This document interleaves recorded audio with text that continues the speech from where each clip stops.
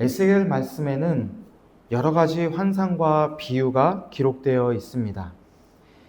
에스겔에 기록된 여러 가지 환상과 비유 중에 가장 유명한 것을 꼽으라고 한다면 아마 에스겔 37장에 기록된 마른 뼈들에 대한 환상과 오늘 읽은 성전에서 나오는 물에 대한 환상이 가장 유명한 것입니다. 하나님께서 에스겔에게 보여주신 이 놀라운 환상이 우리에게도 놀라운 환상으로 여겨지기 위해서는 이 환상을 어떠한 상황 속에서 하나님께서 에스겔에게 보여주신 것인가를 먼저 생각해 볼 필요가 있을 것 같습니다.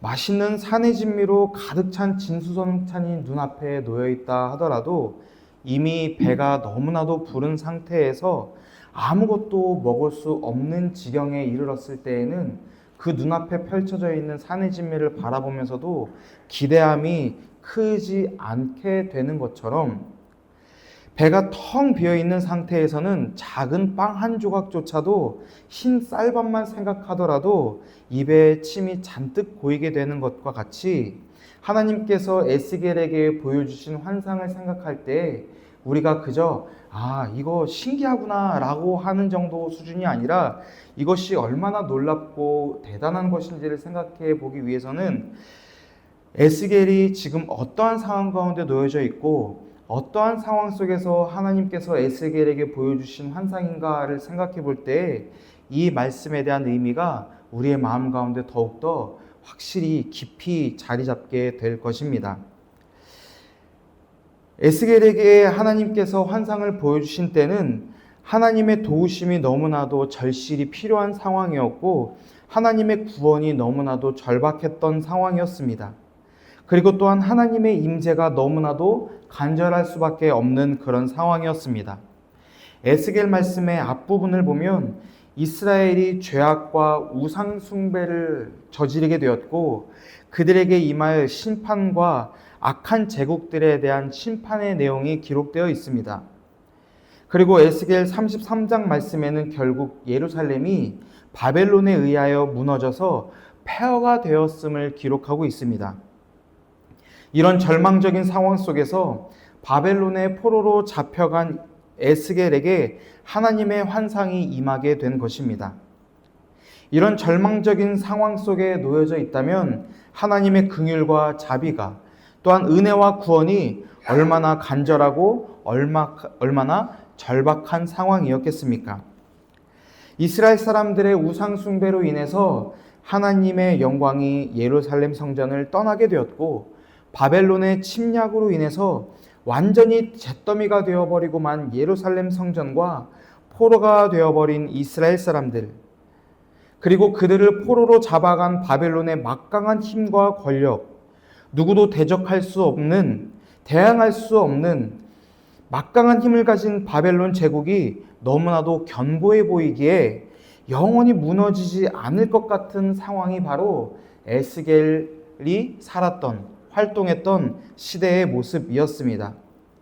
그런 절망 가운데 언제 끝날지 모르는 이 환난과 고통과 고난의 상황 가운데 하나님께서는 에스겔에게 에스겔 37장 말씀을 통하여 마른 뼈 환상을 보여주셨고 오늘 읽은 47장 말씀에는 성전에서 나오는 물에 대한 환상을 보여주시는 것입니다.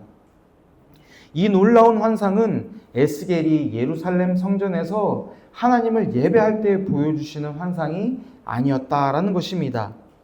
도저히 다시 회복될 수 없을 것 같은 절망적인 상황 속에서 바벨론으로 끌려간 이런 절망적인 상황이 도대체 언제 끝날 것인지, 혹시나 영원히 우리가 이들의 포로로 살게 되는 것은 아닐까 하는 그런 낙심할 만한 상황 속에서 보여주신 환상이다라는 것입니다.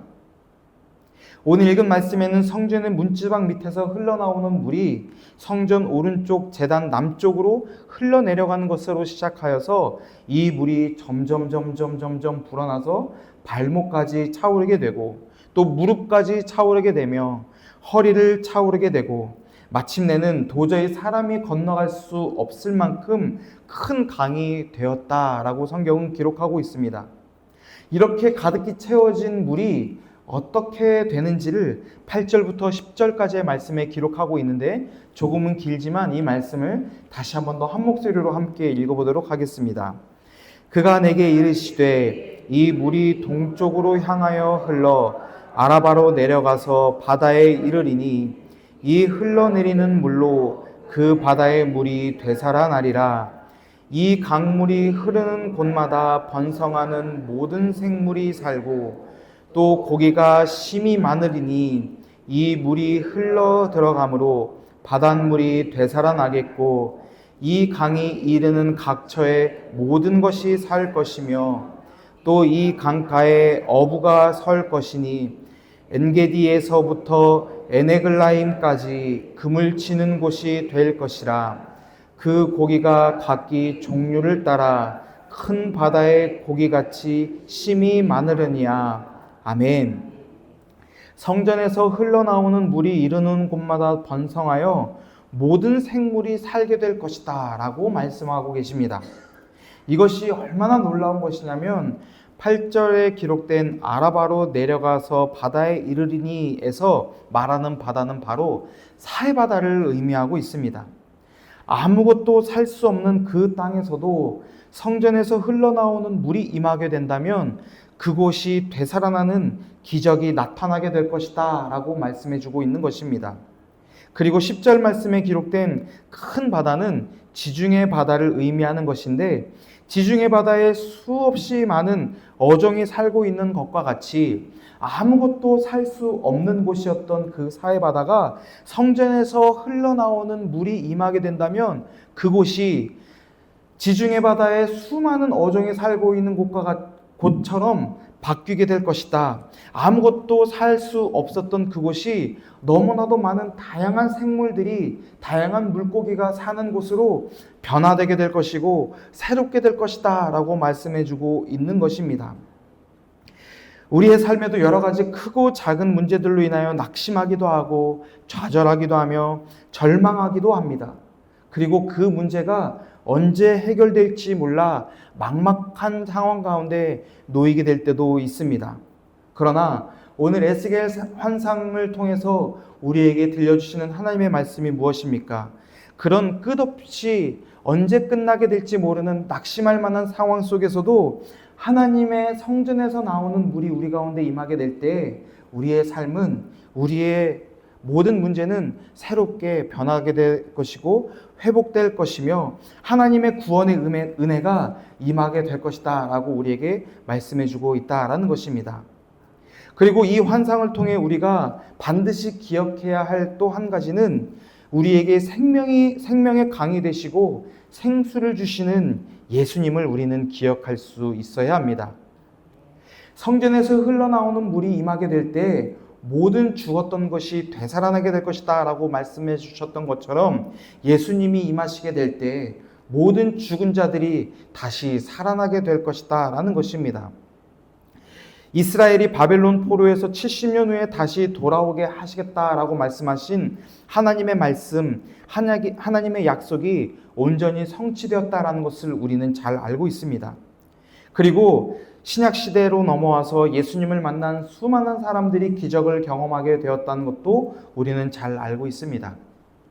이제 이 약속의 말씀이 우리에게도 반드시 이루어질 수 있다, 반드시 이루어질 것이다 라는 믿음이 우리에게 있어야 할 것입니다. 하나님께서는 반드시 약속을 이루시는 분이십니다.